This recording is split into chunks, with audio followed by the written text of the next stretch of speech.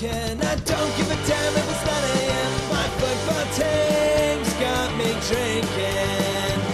My football team's got me drinking. You know, like all interesting people, writer Drew Magary is full of contradictions. So in his nonfiction, which includes sports commentary and political commentary and cultural commentary, he's got kind of a badass Hunter Thompson voice, which I sometimes even find kind of intimidating.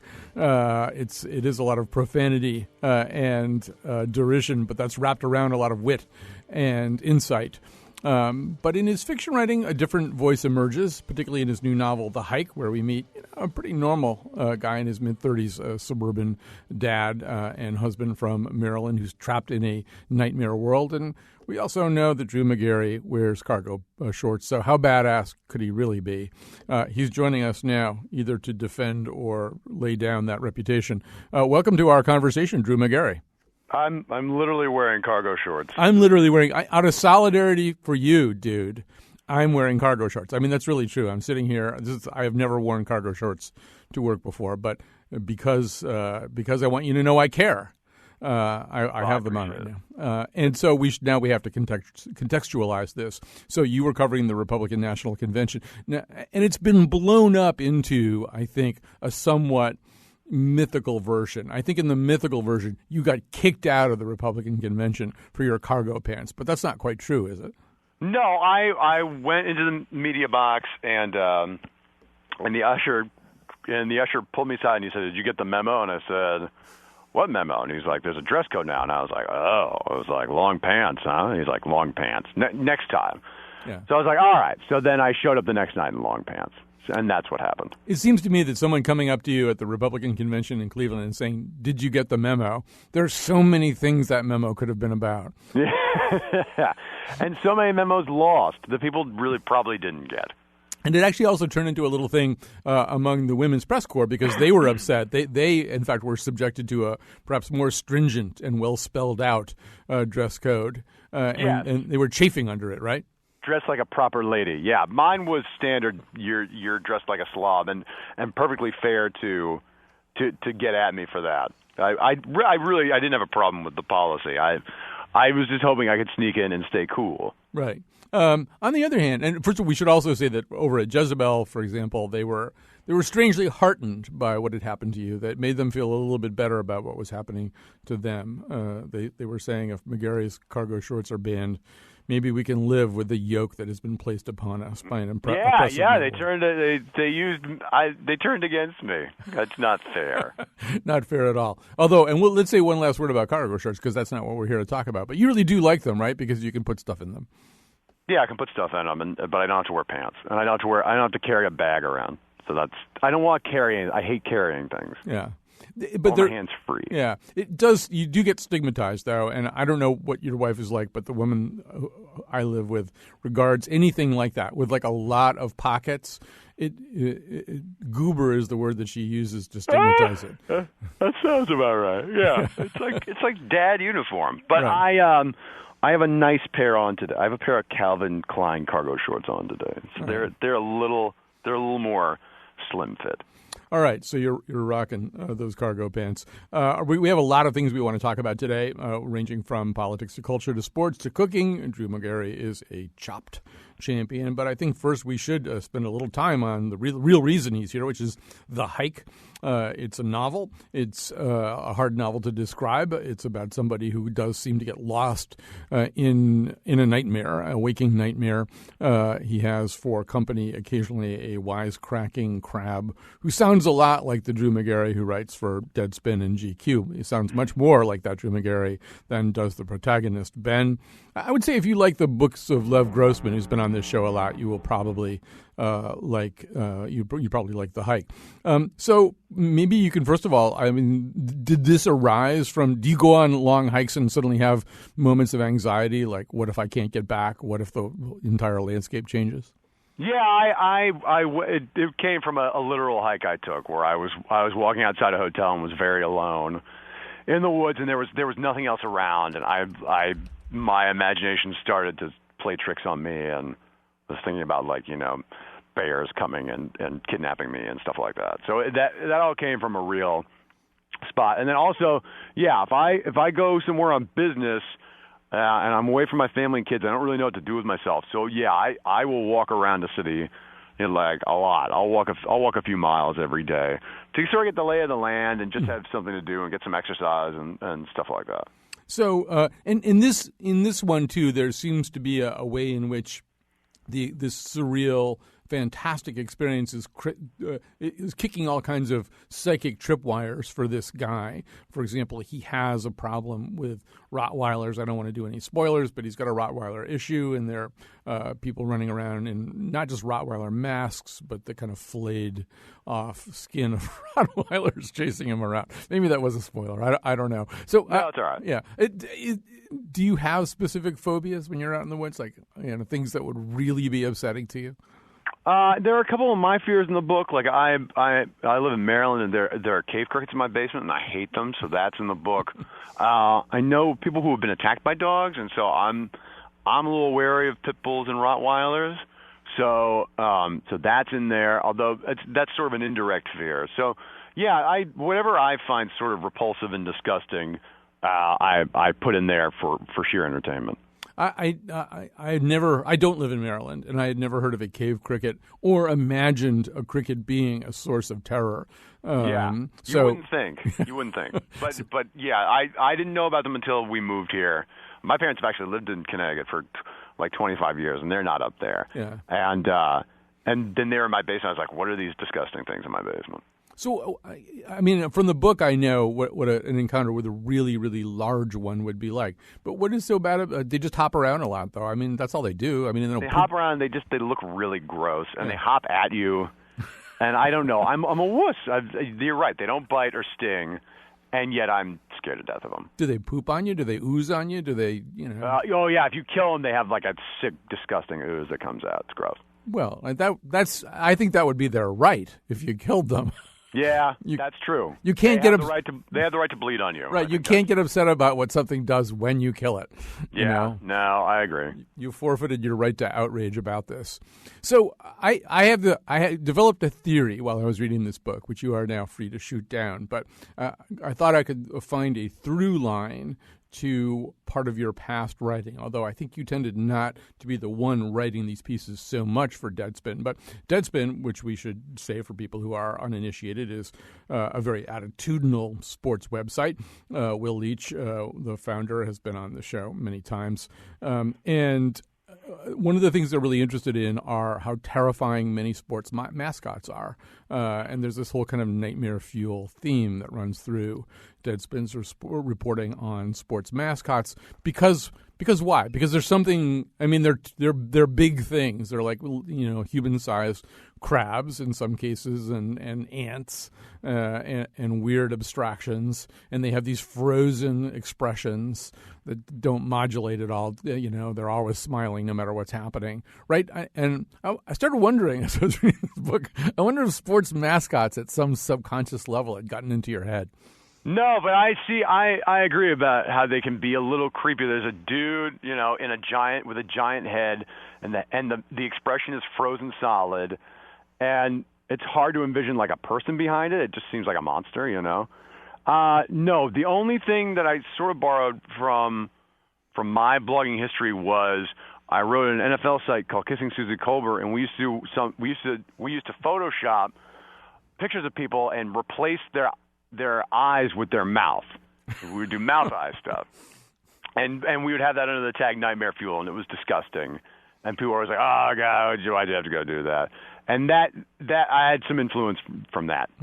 So another thing that seems to have influenced you is something that I was completely unaware of. I think I'm just generationally not poised for this. Something called the King's Quest video game series. I looked it up. It looks like sort of an 8-bit kind of old style video game. Yeah, old school like point and click stuff. And so what is it, and how did it inform the hike? There are these old shoddy computer games that I played for hours on end, where you were like a dude and you were on a quest, and you had an unlimited inventory. You had to pick you had to look behind a rock, and there would be a magical dagger, and then you would have to go 3 panels over, and you would have to use the dagger to dig a hole to get the lamp and rub the lamp to have a genie come out and stuff like that. And I don't. For some reason, I was always really drawn to that sort of clumsy, buggy style of gameplay with a little 8-bit dude walking around, and so the book. There's no video game references in the book, but it has that feel at times of sort of found objects and magical potions and all that stuff. Just because I still like that. The kid in me still enjoys all that. Usually people produce culture, the kind of culture that they want to read and that they've liked in the past. Was there anything in particular that you were trying to do with this, either in terms of capturing some other kind of work that you've enjoyed a lot? Or, I mean, what's your ultimate goal for the hike? Well, I mean, the goal is to sell a bazillion copies. Yes, I knew you were going to say that. God. No, every time I write a book, the only goal is make it as entertaining as possible for the reader, and if they take anything extra away, that's fine. And in terms of my own enjoyment, yeah, I want something that reads fast and has a lot of stuff happen and has a lot of action that sort of comes at you, and is fun and has characters you can connect with. So, and the other thing is that I read a lot of folktales as I was a kid, and so I kind of wanted to do an update on that and have a story that's pretty durable. I mean, the basic plot of the story is a guy gets lost and has to come home, which is the oldest plot on Earth, But there's a reason that plot, sort of sticks around because it's really durable. So it's nice to sort of aspire to do something that will be close in spirit to Wizard of Oz or It's a Wonderful Life or any of those sort of, any sort of surreal quest type classic story. Or the Odyssey, and so the Odyssey maybe is the Rosetta Stone from which a lot of this other stuff depends. And I don't know. I mean, the Odyssey always winds up being also about life stages and life challenges. And I know you're mainly trying to entertain us, but are there things in this book that are very real for you, either spiritual questions, psychological questions, family dynamics questions? Yeah, no, and I think that goes into entertainment, and that goes into people are going to be more into the story if they're into the character, and so you have to go deep into the character so that they have something they can connect with on a deeper level, loneliness and longing and regret and all of that stuff. That all plays into it. Yeah, definitely. I mean, and this dialogue between the protagonist and the crab, I mean, it really kind of gets down to the whole question of what's the point, right? What's the point of all this? Is there some big master plan for life, or are we just sort of walking through various stages of our biological existence? Are you conscious of loading that question into this book? Is it something that's kind of gnawing at you right now? Yeah, I mean, sure. I wonder what the point is sometimes, if I'm having a bad day. I mean, generally I have a pretty good outlook, but I wonder about what's in the beyond. I wonder what's in charge of all this.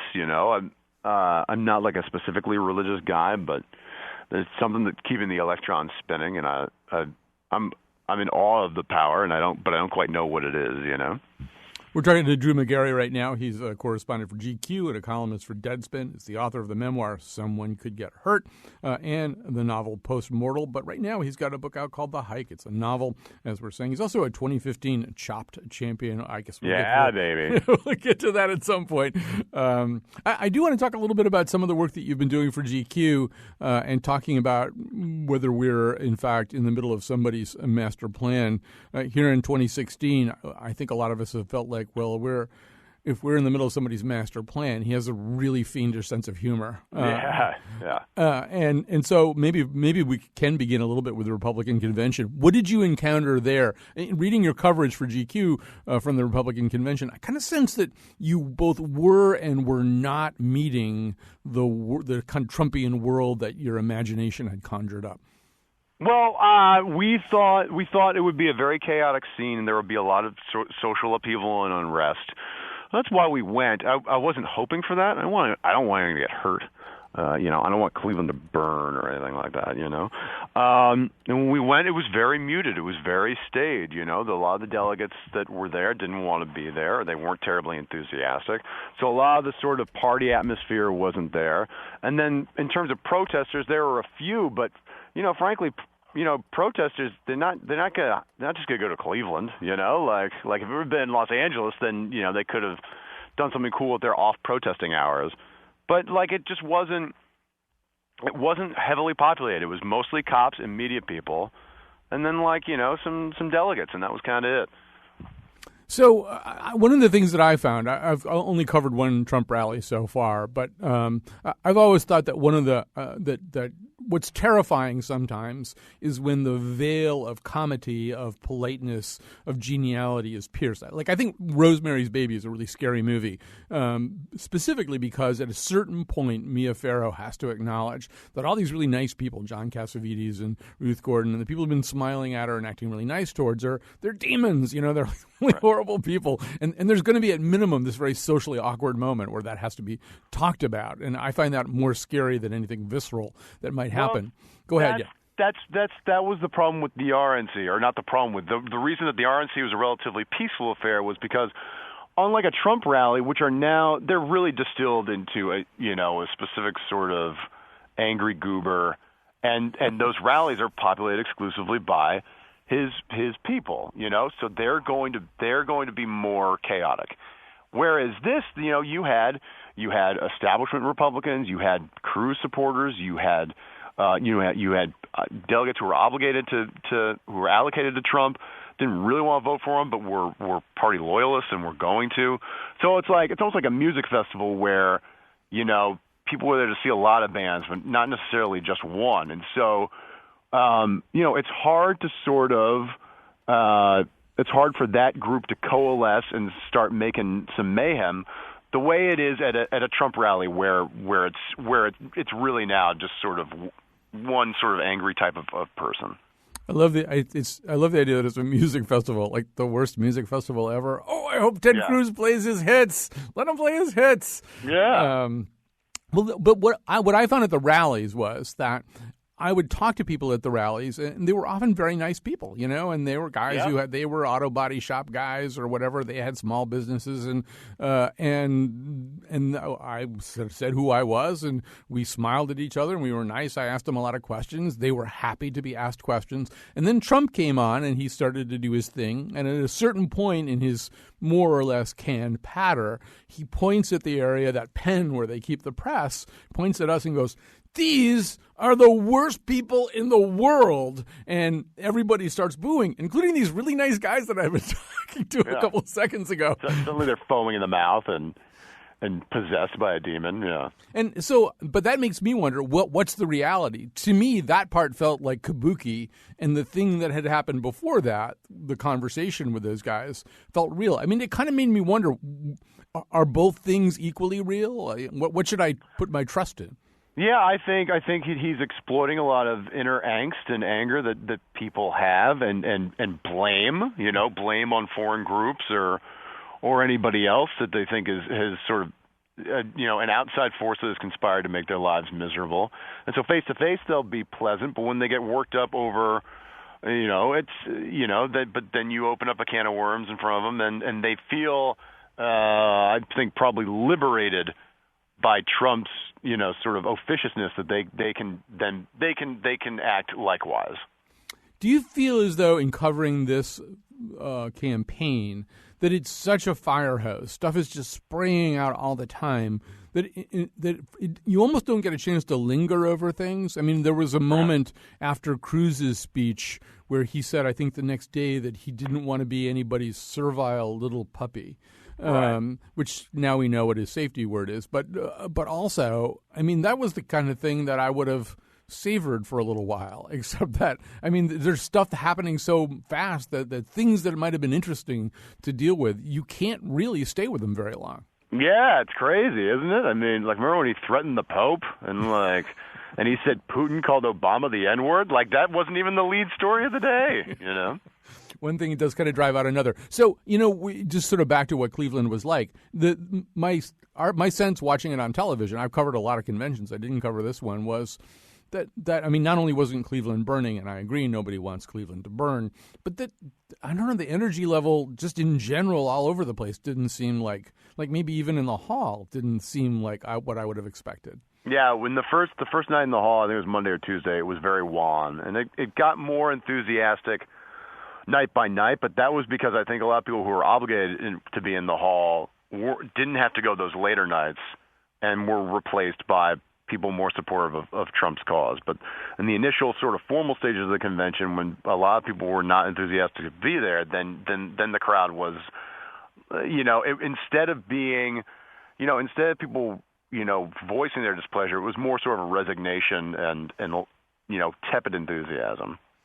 One of the things that he's doing a lot and he was doing a lot at that convention, is showcasing his family. Although that's kind of turning into a thing, too. I mean, remember the good old days when you had to go find somebody to nominate you for president whom you didn't toilet train and put through college?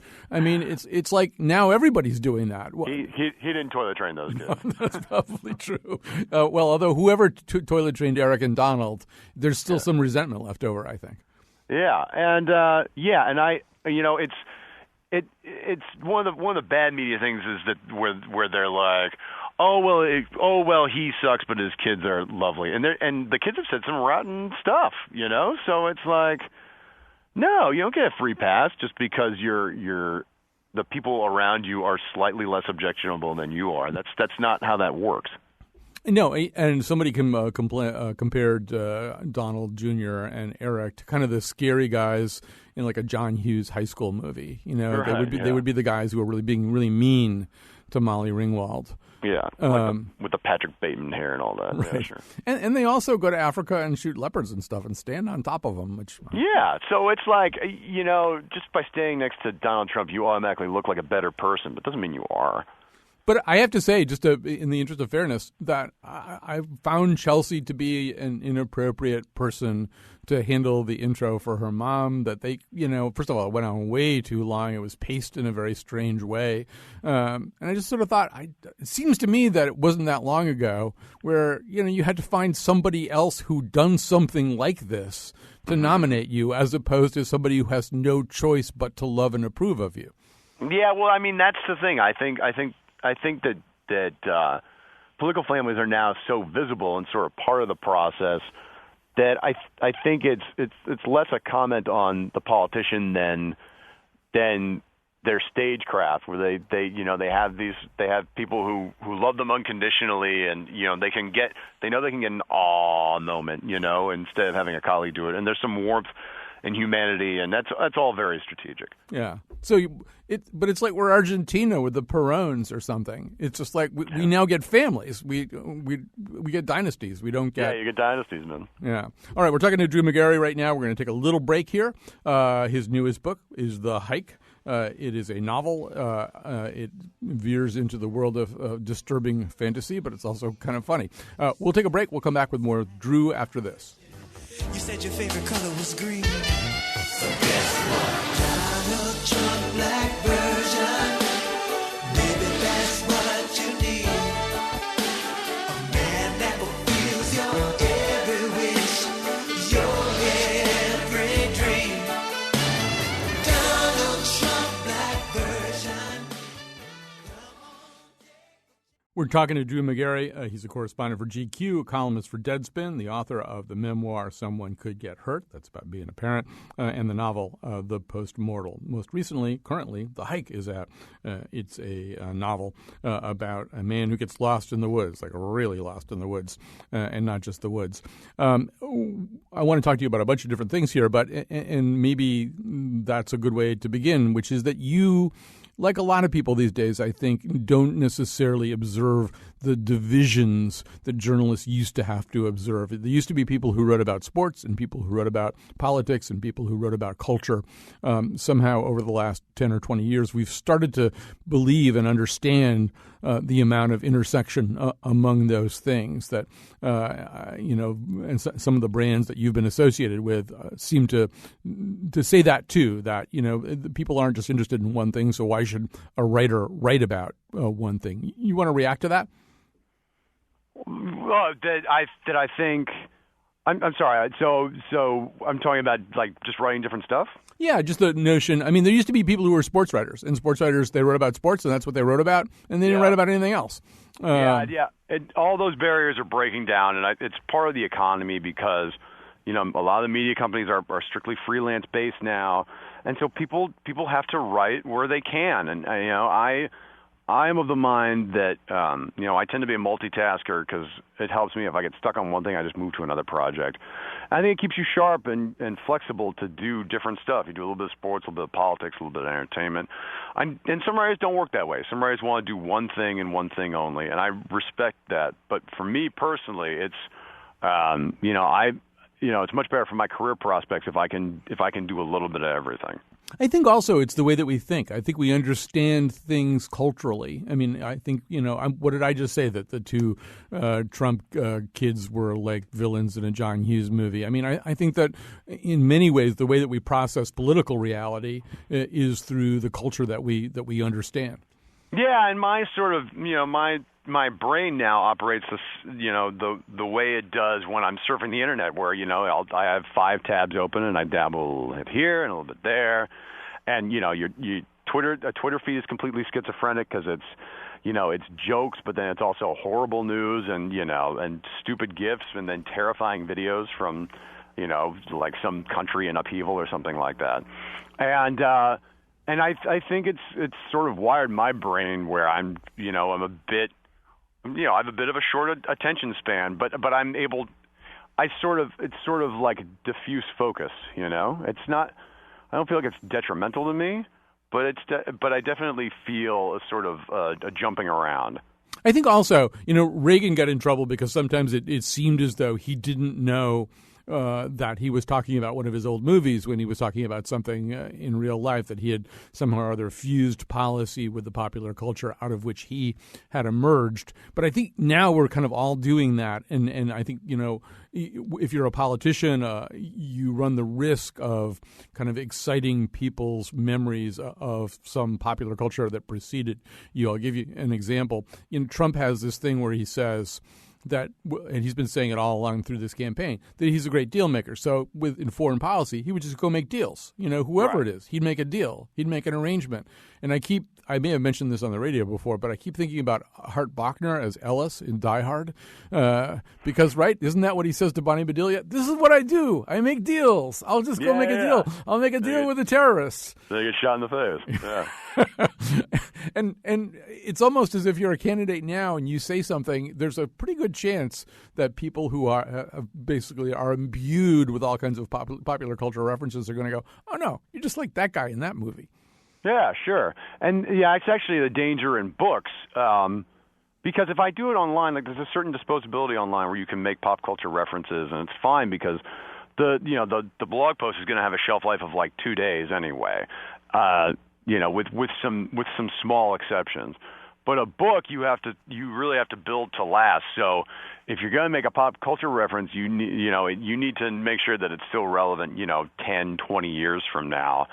Otherwise it's not. It's going to, because of the lag time involved, you don't want it to be dated instantly. Drew Magary, as I said at the beginning of this conversation, you do have this kind of voice that you write in, and it occasionally does remind me of Hunter Thompson, minus the really hard drugs. But there's also this other side of you. And reading your novel, The Hike, I feel like this protagonist, Ben, who basically loves his wife and loves his kids and misses home, and, that's probably a little bit closer to who I would know if I just was one of your friends from high school or college, the person that I would know, than this guy who's so good at ripping stuff to shreds. Or are both of those aspects of you very present and real?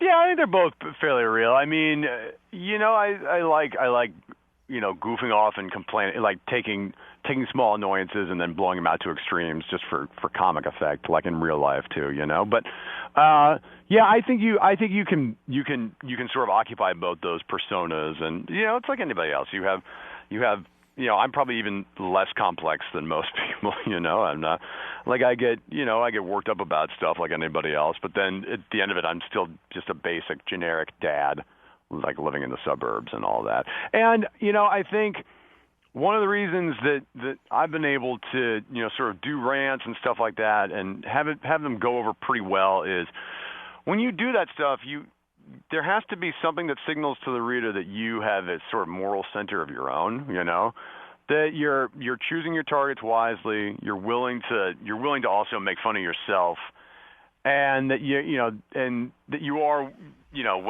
when matters get serious, you do take things seriously and stuff like that. So I think if you give the reader that sort of faith in the person behind the writing, then you have license to do a lot more. Right. That's a great way of putting it. It leads me to, I have two sets of questions about this. One of them is, so you're a loving father, but not a loving enough father to buy your child a Trump whoopee cushion, even though you knew it would make her really happy. I think you should have to explain on the air why your daughter is growing up in America without a Trump whoopee cushion. Because it was $10, overpriced. You can get a regular whoopee cushion for $1 at the dollar store. The markup was... It was too much. It wouldn't have been right, you know? Also, you said, I think in the piece, that you don't like blowing into them. Yeah, because they're all powdery and they smell weird and all that. All right. It's like blowing up like a pig's bladder. Well, in the same piece that I'm talking about, which is about sort of this kind of hate paraphernalia that was available, and other kinds of enjoyable, life-affirming paraphernalia, like whoopee cushions, that was available at the convention.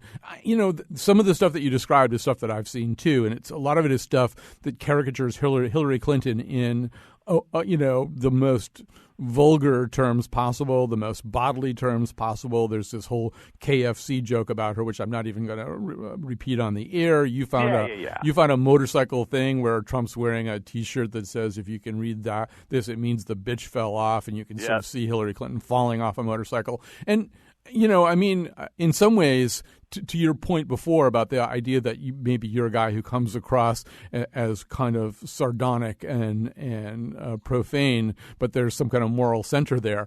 I was intrigued to see that your moral center was actually truly offended by some of the stuff that you were looking at. Oh yeah, sure. I think that's part of it. I think, if you're going to do a rant, well, you should punch up, right? You should, punch up at Roger Goodell or someone who has a bit more authority and power than you do, as opposed to just selectively belittling people, for reasons that are small and petty, Roger Goodell is actually a very sensitive guy. Yeah, it would appear. All right. So we're going to take a quick break. We're going to come back with more Drew Magary, one final segment after this. Pants, what great stuff, just like pants. Said they got a lot of pockets. What you gonna do if you got a lot of stuff and you don't have a bag and you don't want to hold all of it? How about you get some cargo pants? Those things are so great. They've got a whole lot of pockets.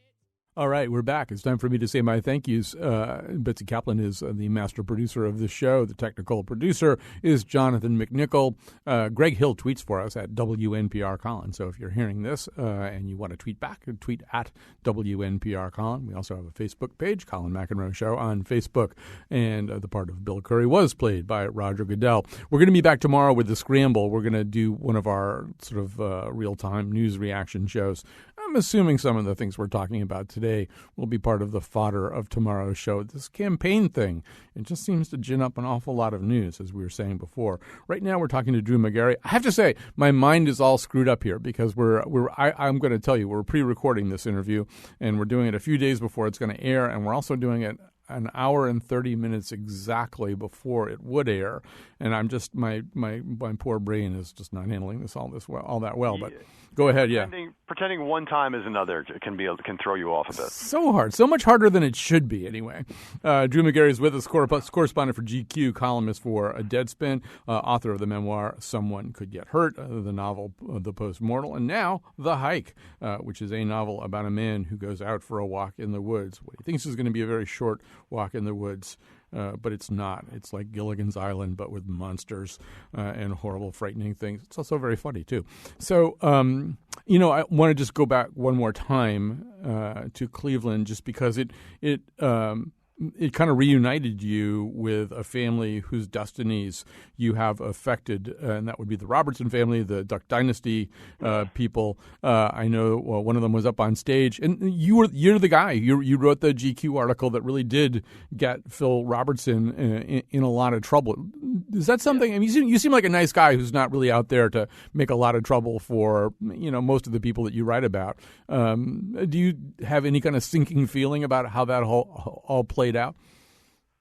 I mean, in some ways, yes. I don't have any regrets about the article. The article is perfectly fair. I enjoyed my time with the Robertsons, So it sucks that you have a nice time with someone and then you walk away, and you write your article, and 2 months later everything goes completely crazy and haywire, and you've had this sort of at least in their mind a deleterious effect on how they do business. And I don't like upsetting people or anything like that. But also, I had my job to do, and and he said some controversial stuff, and and they never disagreed with it when it came out.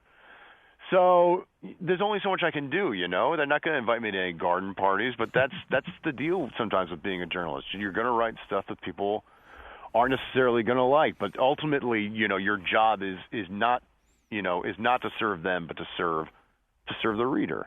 See, I think it's also, not to torture my own analogy, but we're kind of back with the Rosemary's Baby problem, which is that you often encounter in life people who are engaging and nice and pleasant, and if you're visiting them, they show you hospitality, and there's just, some nice, pleasant, cordial bond that you're forging with them, and suddenly they'll say stuff that so completely contravenes your own value system and so completely violates everything that they should be saying to somebody they know is also composing a piece of journalism about them. But, that's almost secondary. It's the first thing. It's like, wow, you thought it was okay to say that to me? What kind of understanding do you think we have about each other?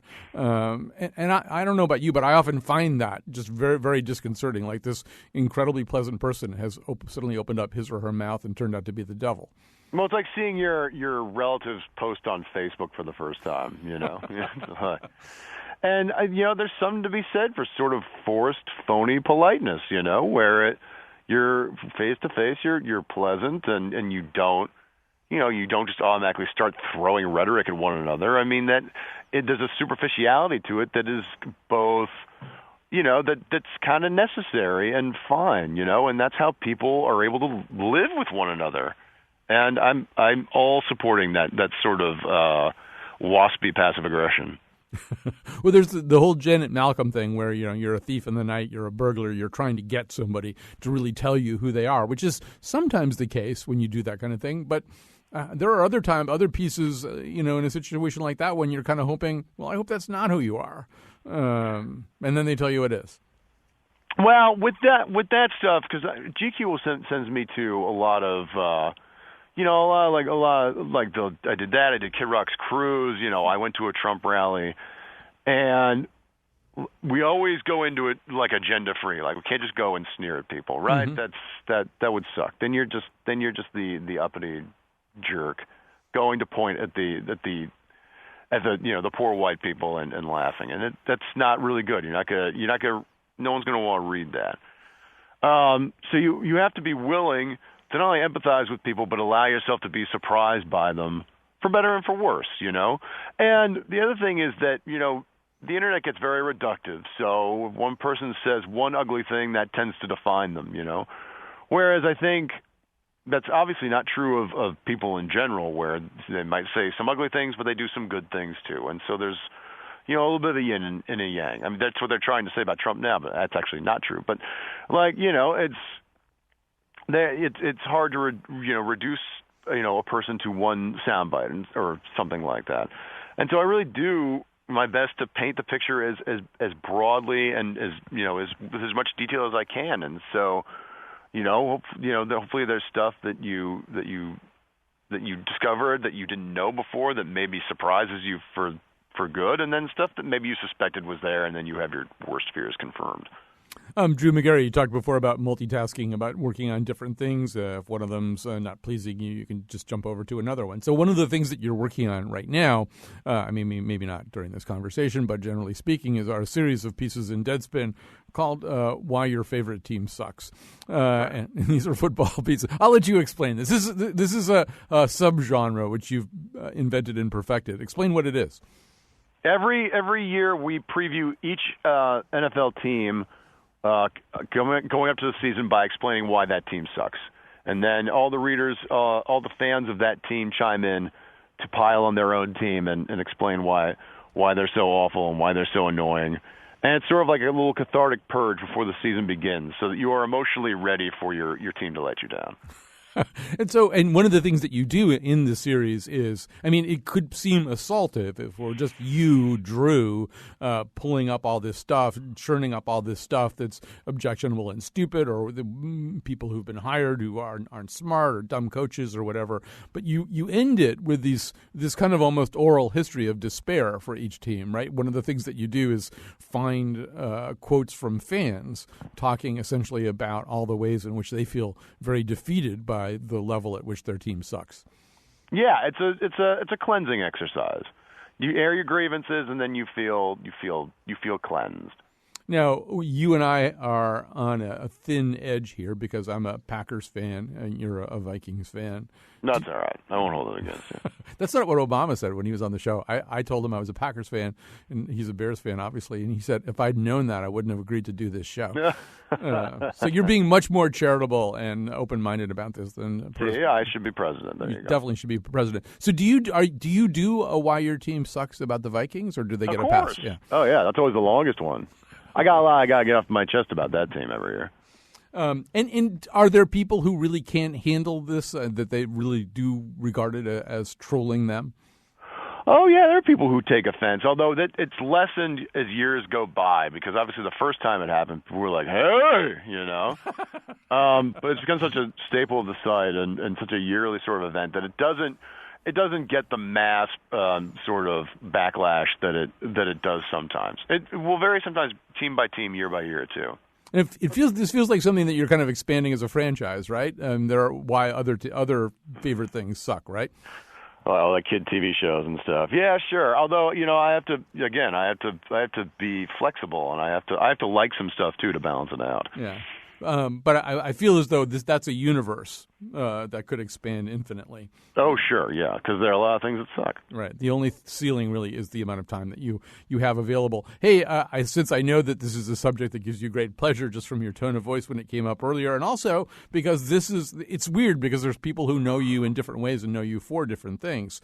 You are a Chopped champion, and this was explain how this happened. This was like a thing that they did for people who weren't professional master chefs, right? Yeah, it was the amateur episode. So I filled out the application and put it up on Deadspin, and then people read it, and then they got to the producers, and that's how I got on the show. But then you were good enough to win? And then I was good enough to win, baby. Well, tell us more. I don't watch Chopped, so tell us what did that involve? All right, so Chopped is 3 courses: appetizer, entree, and dessert. 4 contestants. One person gets eliminated with each course. And you have to cook whatever's in a mystery basket that you open up, and then you have like 20, 30 minutes to cook the course. And the first basket had like some sausage in it, and the second one had a wild boar roast in it, and I had to make wild boar. And then the last one had like some cottage cheese and like strawberry jam and stuff like that. And I read your application. One of the things that you seem to have done very effectively is identify things that probably the people who make this TV series don't like about some of the other people who compete. You know, that they whine when they open up and that kind of thing, right? Yeah, they whine and they're like, I don't like that food. Well, why'd you go on the show? You know. And you are a very serious cook, right? Or an intense cook? What's the right way to put it? Yeah, I like it. I like it, and I'm annoying when I cook sometimes because I'm into my salad, and I don't want to be disturbed until it's finished and perfect for the family. Yeah, I'm a little bit like that too. Other people in the kitchen are not necessarily a great thing. You get in a zone, right? You start and you're thinking about what you're thinking about, and you don't want to be thinking about something that somebody comes in and brings up with you. So who did you beat? Who did you crush when you won Chopped? I was going up against a cabaret singer, a Long Island hairdresser, and a woman who made life-size dolls. And I beat them. All right. And like everything else, you have very strong opinions about food. And I have to say, I don't agree, although I agree with most of what you have to say about pasta, I don't agree with you about linguine. Now, explain what your thinking is about linguine. What did I say about linguine that I didn't like? It always falls off my fork. I think that's my main beef with linguine. But there's lots of things that fall off your fork. Spaghetti falls off your fork. Angel hair Yeah, could but fall. something about that flat pattern fits right into the tines of the fork and then slithers right out. I can't keep linguine on my fork for very long. See, I think the good thing about linguine is because it's flatter than, spaghetti and angel hair and stuff like that, it's all essentially tubular. But because linguine is flatter, pesto is going to sit on it a little bit more. You know, you can't sit on something that's curved, a curved surface like spaghetti. So, no, it's true. It's true. Yeah. And it has its place. Like I like it in Fra Diavolo and stuff like that. So I'm not fully. I don't push it away in disgust. Like right. I find it impractical sometimes. Right. Well, I just wanted to clear that up because, first of all, as you know better than I do, although I have this experience a lot, everything offends somebody. Everything that you ever say is offensive to at least some small group of people. I'm sure there's some kind of linguine support group out there. Linguine rights activists. Yeah, sure. Exactly. And they're going to come talk to you. So as we're kind of running out of time here, but just another dimension of all this, here you are, this winner of Chopped. You're also a guy who lost a lot of weight, right? Yeah, like 2010, like I dropped like 60, I think. Mm-hmm. And it was just I stopped eating late. And I kept track of calories finally for the way human beings are supposed to, and that helped. Did you have a personality that was based on the kind of body that you had when you had 60 more pounds on it? Did you have to decide whether to keep that personality? No, I think it's only the only difference is this, the sort of the basic mood enhancer. You feel better. You're fit. You feel better about yourself. You feel better about your health. You have a better outlook. That's really that's really the standard difference. You feel better about yourself, and that affects, that radiates out. So for somebody who multitasks as much as you do, what's next is probably a kind of a tricky question. But I assume, first of all, what's next for you right now is spending from here to November covering this campaign a lot. But do you have other big projects out on the horizon? No, for now, no, because I tend to write books in the NFL offseason, and we're just getting to the start of it. So that's going to occupy a lot of the bulk of my time, and I'm not in a rush. Like this book came along because I had tried to rush a couple of other books, and then this one happened naturally. So I'm going to try and just sort of take it as it comes this time.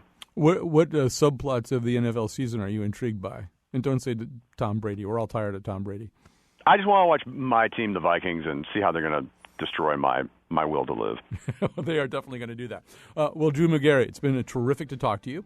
The book, we should say, is The Hike. It is a novel. It's about, as we say, a man who gets lost in the woods is befriended by a crab who talks a lot like the way Drew Magary writes when he's writing about sports and politics.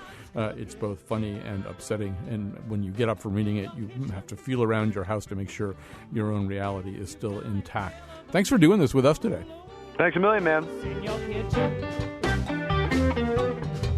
Well, there's crackers in the stew. Spuds are gone black. Chicken's gone off and he ain't coming back. What's cooking? Tell me, baby. In your kitchen. You got a hell of a mess all over the place in your kitchen. I tell you, well, the eggs are broken. Burn the fries, some in the fridge. You can't recognize what's cooking.